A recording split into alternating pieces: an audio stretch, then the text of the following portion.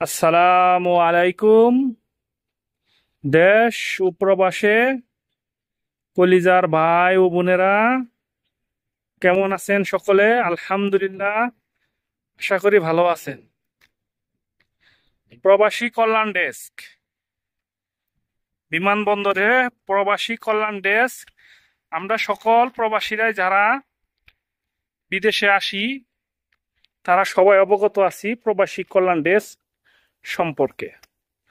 প্রবাসী কল্যাণ ডেস্ক মানেই হলো প্রবাসীদের কল্যাণে তারা কাজ করবে।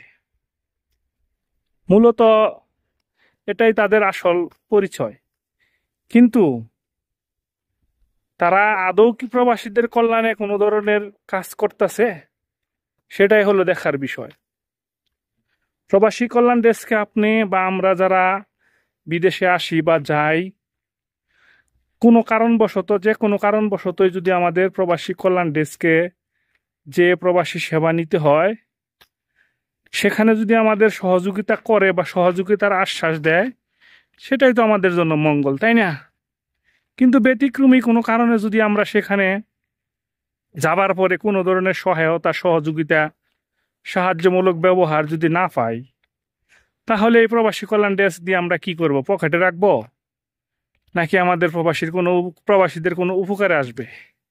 যেই প্রবাসীরা দিনের পর দিন রেমিটেন্স পাঠিয়ে দেশের চাকা সচল রাখে, হ্যাঁ, বছরের সর্বোচ্চ ডিসেম্বরে 2024-এর ডিসেম্বরে সর্বোচ্চ রেমিটেন্স পাঠিয়েছে প্রবাসীরা।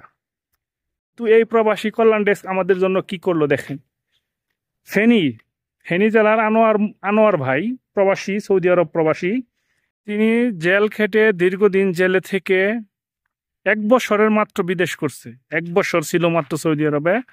তারপর তিনি জেল খেটে যে কোনো কারণবশতই তিনি পুলিশের হাতে ধরা পড়ে। জেল খেটে উনি দেশে চলে যায়। এক কাপড়ে উনি দেশে চলে গেছে। উনার কাছে টাকা পয়সা কিচ্ছু নেই। উনি যে নিজের ফ্যামিলির কাছে যাবে, বউ বাচ্চা ছেলে মেয়ের কাছে যাবে, তার কাছে টাকা নেই। গাড়ি ভাড়া দিয়ে যে গাড়ি ভাড়ার টাকা, সেটাও তার কাছে নেই।